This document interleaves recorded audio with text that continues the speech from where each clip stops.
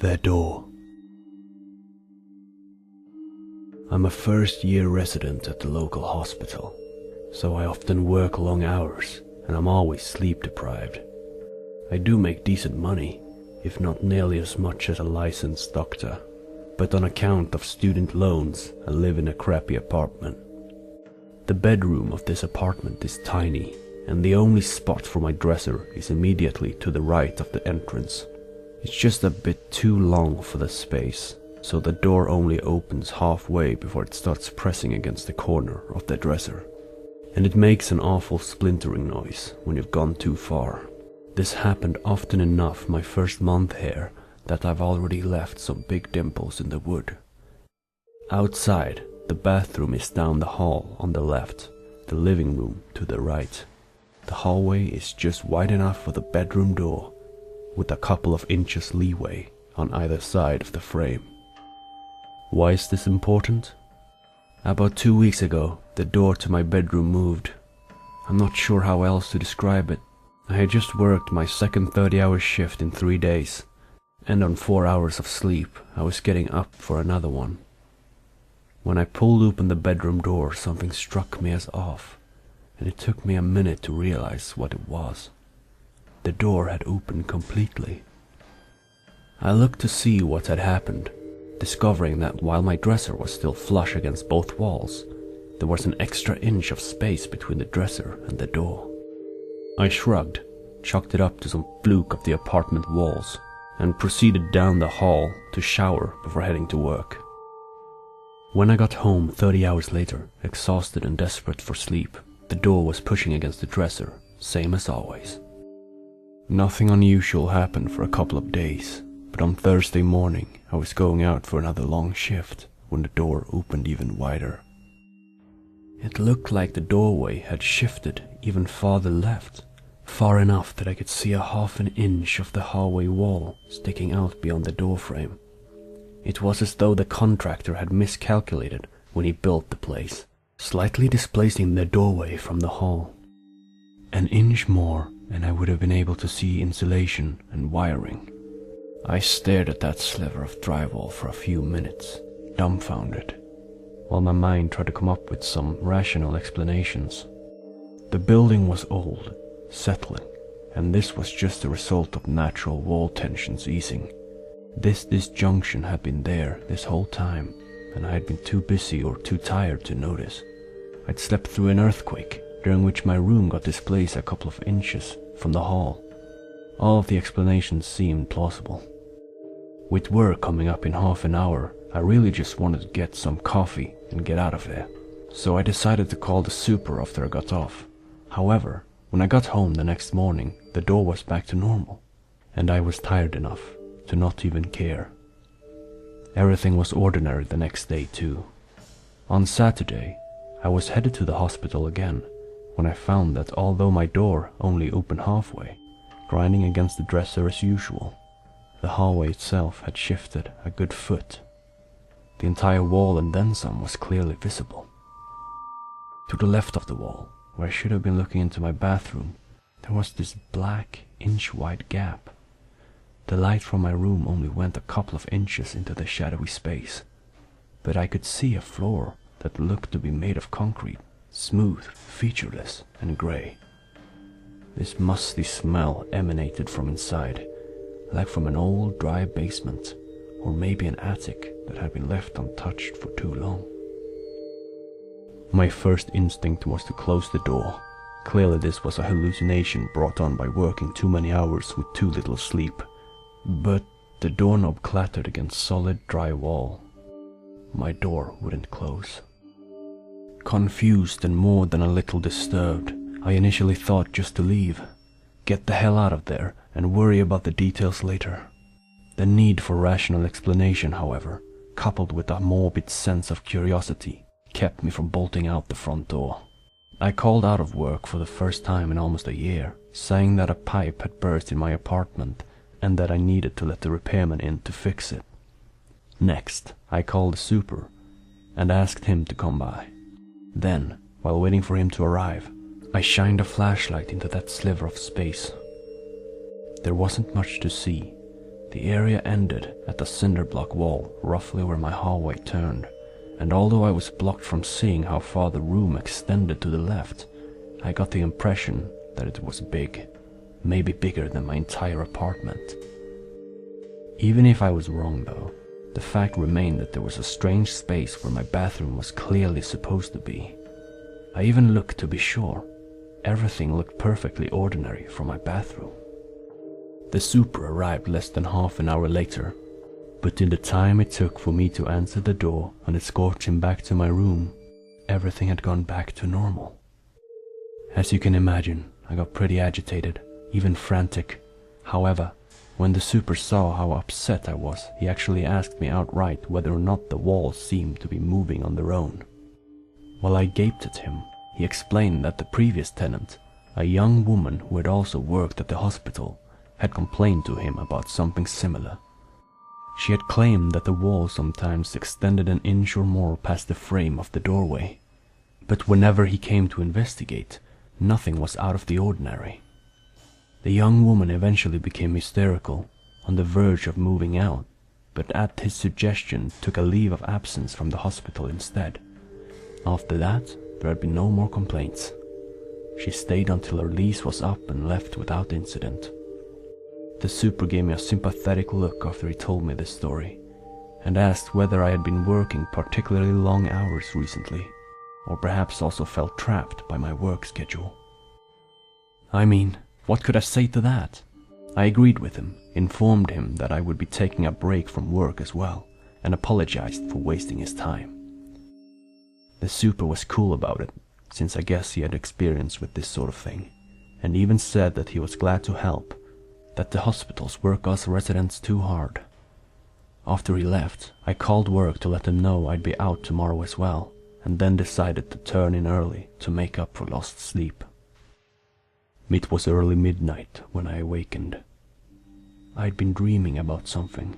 I don't remember what it was, but it must have been a nightmare, because I woke up with this sense of utter dread washing over me.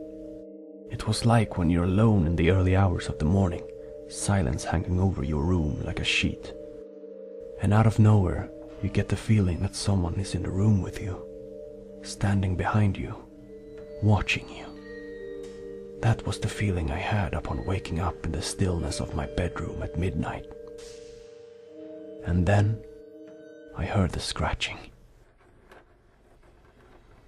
It was faint at first, so faint that I thought I was imagining it, but gradually grew in volume until it was clearly audible from across the room.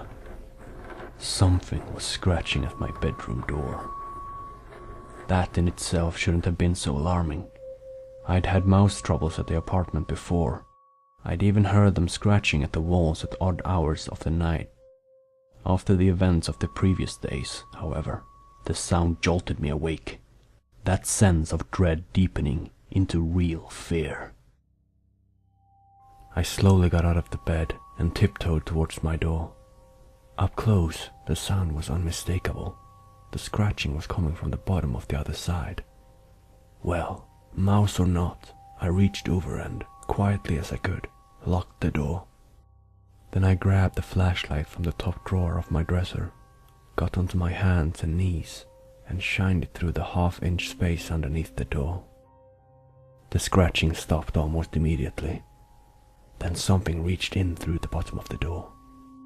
I was so startled that for a moment I didn't even realize what it was, and then it felt like someone had punched me in the gut. 3 fingertips curled against the bottom of my doorframe, wriggling slightly as though trying to push the door open. The fingers were grey and skeletally thin, stained the rusty brown any medical student could tell you was dried blood. Their nails were long and ragged, clearly broken numerous times, with the splitting and pitting characteristics of malnutrition. And then I heard something else coming from just outside, carried on that musty, dry basement smell. "Help me!" The voice was so soft as to be barely audible, but it was clearly a woman, and I could hear panic running through it, quiet sobs underneath the words. And then I could hear something else, a sound like soft footsteps approaching from somewhere far away. And all the while the voice continued whispering, never growing any louder, but getting more urgent, more rapid. Help me, please, please help me. It's coming, please help, please, please, please, please. Then the fingers vanished, as though whomever they belonged to had violently jerked away. I could hear the sound of something being dragged along the ground, something scraping frantically against the concrete, but that noise quietly faded into the distance. And then I heard the soft sound of footsteps approaching again. It stopped outside my door, and for a while there was only silence. Then, as I watched by the trembling light of my flashlight, the lock slowly began to turn. Somehow it was being unlocked from the other side.